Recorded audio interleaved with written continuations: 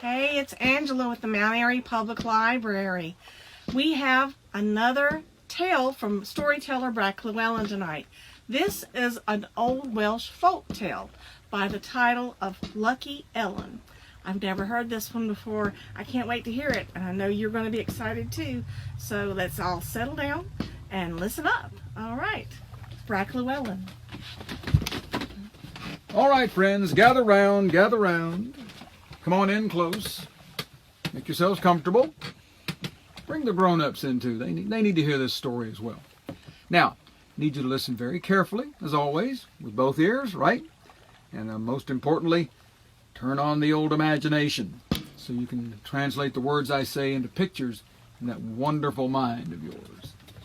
As Angela said, this story is called Lucky Ellen. It's an old Welsh folk tale. I like this one because I am of Welsh heritage myself. It takes place a good number of years ago in a little village, nearby to a little village, where a young girl named Ellen lives with her mother and father. Her father is a blacksmith in a nearby village, making horseshoes and all that sort of thing. And her mother keeps the house, and every day at lunchtime, she makes lunch for Ellen's father and sends it by Ellen into the village. Ellen loves going into the village. She gets to walk through the forest, and she gets to stop by the stream and get some fresh water to drink. And then she goes into the village to see her father and then visit with some friends. So it's a really nice errand that she likes to do. One day, Ellen is on her way to the village with lunch for her father, and she stops by a little stream to get some water to drink.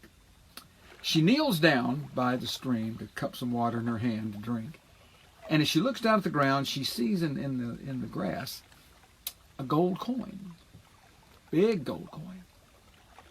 She picked it up and looked at it and then looked around to see if anyone was nearby, and there was no one there. So she kept the coin. She put it in the pocket of her apron and went into the village. As she was walking home, she was thinking about what she might spend that gold coin on. And on the way home, she encountered an old man. And he was having a very hard time. He had no food to eat and nowhere to live. And he told such a sad tale that Ellen felt badly for him, so she reached into the pocket of her apron and she handed him that gold coin to see if it might help him out a bit.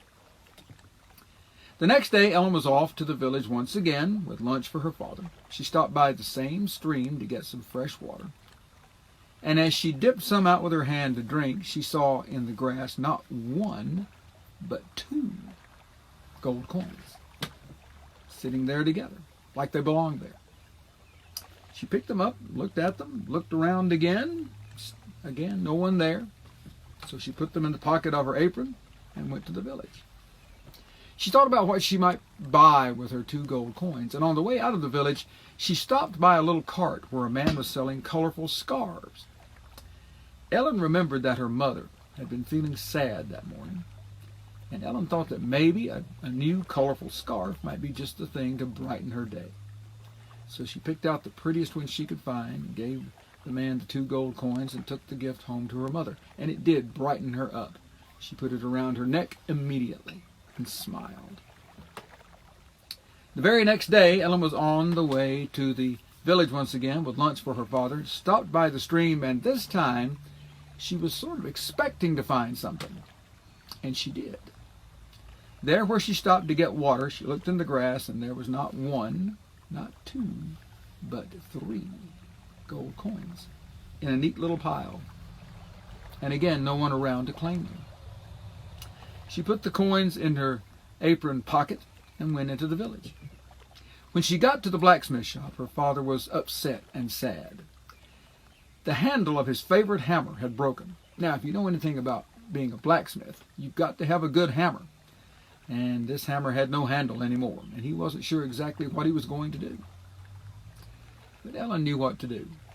She reached into the pocket of her apron, took out those three gold coins, told her father, "I found these.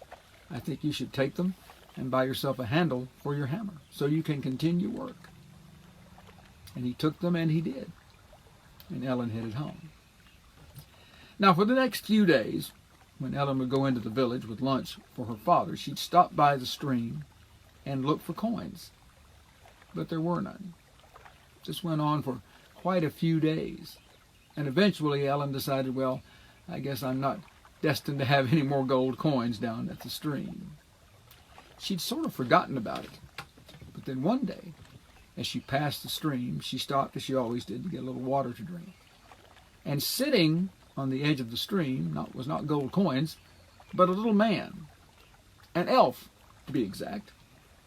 Ellen recognized him immediately as an elf. They're hard to miss. She introduced herself and asked him what he was doing there.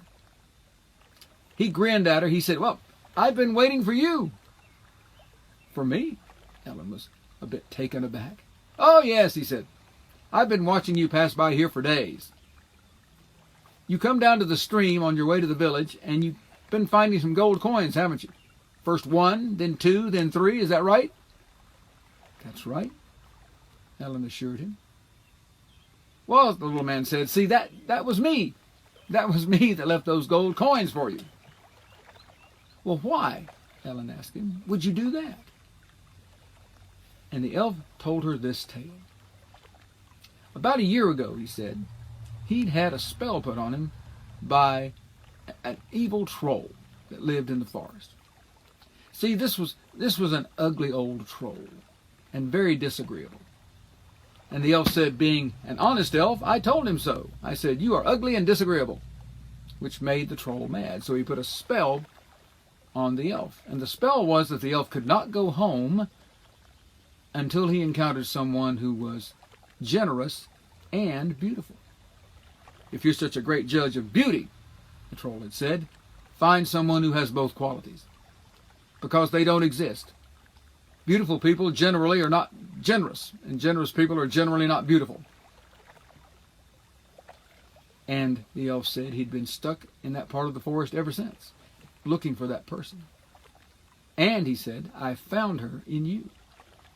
I noticed you when you came by, that you're a beautiful young girl. So I put the coins out for you to find, to see what you would do with them. You could have spent them on yourself. You could have bought yourself something fine. But the first one, you gave to an old man in need. The second one, you bought your mother a gift to make her feel better. And the 3 coins you used to help your father repair his hammer so he could continue his work as a blacksmith. You thought nothing of yourself, only to help others. And that," said the elf, "proves that the troll was wrong. Beautiful people are indeed generous, and you're proof of that. And with that proof," said the elf, "my spell is broken, and I can return home. And I thank you." Ellen wanted to ask so many questions of the elf, but he turned on his heel and was gone. But before she left, she looked down to where he was sitting.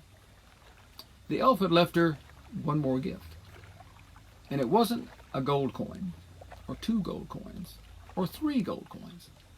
It was a pile of gold coins, more than Ellen had ever seen in her life.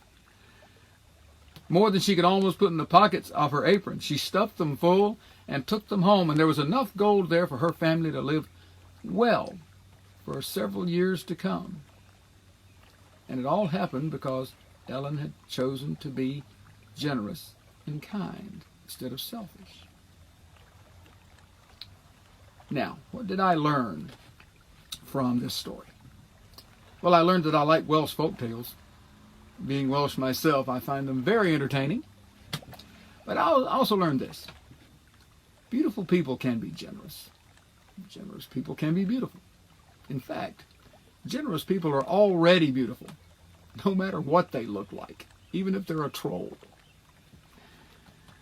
Now, you may have noticed these goldenrods in the background here, and you think, what does that have to do with our story? Here's this. In addition to leaving Ellen a pile of gold coins for her and her family, he left by that stream this growth of goldenrods as a reminder of his adventure with Ellen, and a reminder to her and to others who pass by to be generous with your gold and with everything else. That's our story. You have been a wonderful audience as always. Thank you for listening, and we will see you again soon.